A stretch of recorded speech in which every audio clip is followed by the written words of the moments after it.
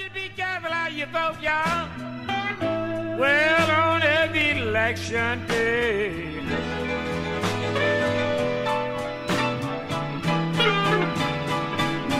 Woo! Be careful how you vote on every election day.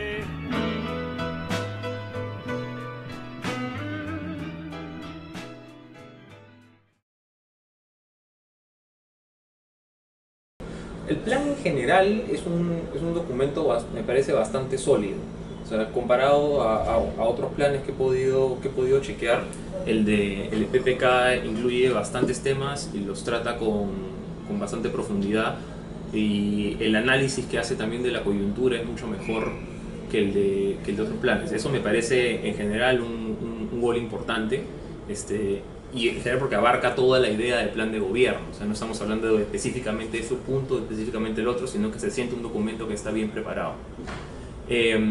Puntos concretos del plan que yo creo especialmente bien planteados, si bien con algunos matices, es por ejemplo el tema del saneamiento. Tiene un buen perfil y un desarrollo de ideas mucho más interesante que el que tienen otros candidatos, si bien no llega a plantear estrategias que consideramos pueden ser realmente revolucionarias, como por ejemplo dar algunos pasos hacia la privatización del agua, o siquiera dar algunos pasos hacia la incursión de capitales privados o de concesiones dentro de las EPS. Se queda un poco corto en ese sentido, pero en general el tema por lo menos de saneamiento y de provisión de agua me parece que está mucho mejor elaborado que otros documentos. El tema de educación también está bien trabajado todos los componentes de los programas para básica, para inicial, para superior. No es, sí, en educación, el matiz que yo le pondría, que de repente no es muy claro con respecto de lo que va a hacer con la ley universitaria. Y la parte de innovación te podría también quedar un poquito coja, pero en general tanto educación como saneamiento son dos temas que están bien trabajados. El otro tema que me parece que está bien hecho es seguridad ciudadana. El diagnóstico entiendo que lo debe haber trabajado pues Gino Costa y Rospigliosi, incluye un mapeo bien integral en temas de cárceles, en temas de capacitación, en temas de infraestructura de comisarías que pueden ser alcanzables. Dentro de la parte de los aspectos de repente no tan buenos del plan, es que primero me preocupa un poco la sostenibilidad fiscal que pueda tener el plan. No digo que sea imposible, pero digo que es un tema que hay que prestarle atención, porque la reducción del 18 al 15% del IGB son como 8% o por ahí de los ingresos tributarios, y eso no es poca cosa. ¿Ya? Entonces ahí puede haber un hueco importante. O sea, el IGB es más del 50% de la recaudación por ingresos, por ingresos tributarios, y pasar del 15 al 18, cortar en un sexto es un monto importante, sobre todo en la medida en que el plan incluye muchos incrementos en puntos porcentuales del PBI para varios sectores. Alguien debería de verdad tomarse el trabajo de ver en cuántos sectores, en cuántos pliegos presupuestales está pidiendo PPK subir el presupuesto, pero sí queda la duda de cómo se espera financiar y cómo se espera subir en tanto el presupuesto si estás cortándole de plano, o sea, proponiendo un plan que te corta el 8% de los ingresos tributarios. Hay algunos puntos del plan que me parecen que también con cargo a revisar, pero creo que son un poco que ya están implementados. Entre ellos, por ejemplo, en materia de seguridad, el obligar a los policías a dar a hacer una declaración jurada de bienes e ingresos. Entiendo que eso ya está en vigencia con una ley desde hace algunos años para los agentes, y está para los policías mismos, más abajo de oficiales, está también en vigencia desde el año pasado. Otro punto que yo con los cuales podría discrepar del plan es primero la creación de más burocracia dentro del Ministerio de Apoyo a las Regiones, creo que se llama. Sí. Y muchas de las tareas a las cuales entiendo se le ha encomendado a este nuevo ministerio responden ya al MEF. Entonces, de repente tendría más sentido tratar de que la burocracia que ya opera cumpliendo estas labores de articulación de la inversión de programas estructurales del gobierno, sea más eficiente en hacer su chamba que en hacer un nuevo pliego presupuestal. O sea, la subida a los policías es, en realidad, o sea, la que ya venía desde este gobierno en realidad es bastante significativa.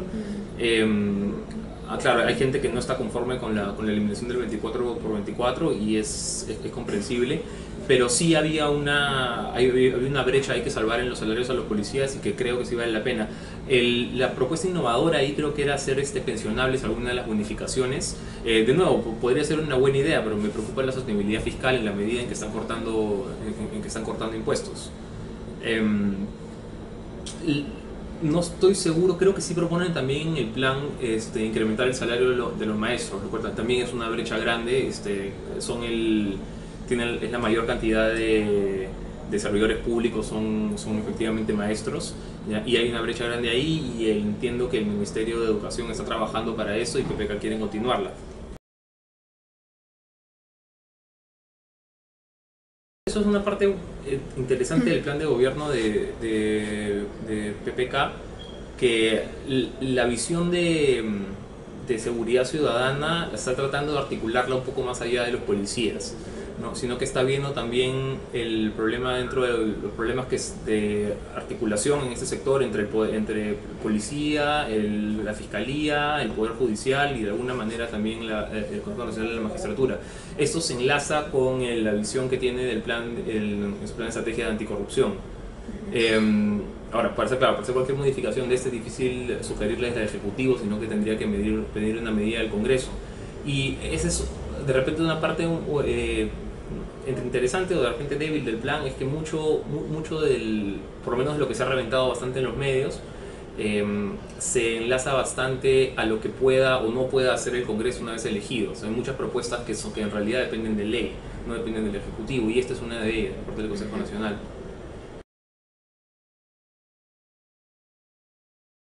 Esa parte, la verdad, no me llega a convencer del todo en realidad que la manera de alcanzar paridad entre hombres y mujeres en el lugar de trabajo sea necesariamente mediante una ley.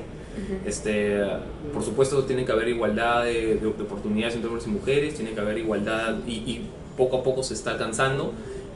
Que esto se tenga que conseguir a través de una ley, una imposición del Ejecutivo o del Legislativo en este caso, no me queda tan claro.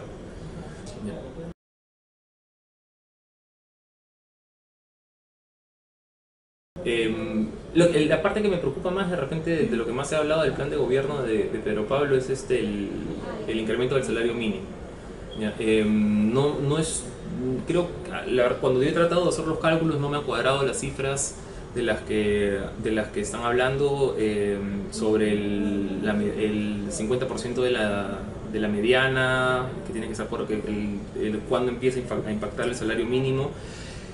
El 750 en realidad ya es un monto, si bien está debajo de la línea de la pobreza, y eso hay que reconocerlo, es un monto que ya está por encima de lo que mucha gente produce, sobre todo a nivel de microempresa. De repente una estrategia mucho más interesante podría ser la que plantea apoyo de diferenciar el salario mínimo por tamaño de empresa, o la que se ha trabajado en otros países también, que es diferenciar salario mínimo por región.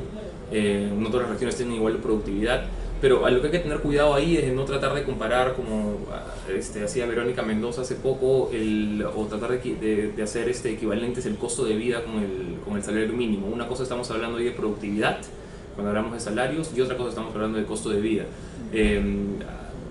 Juntar los mismos, estás manipulando la información.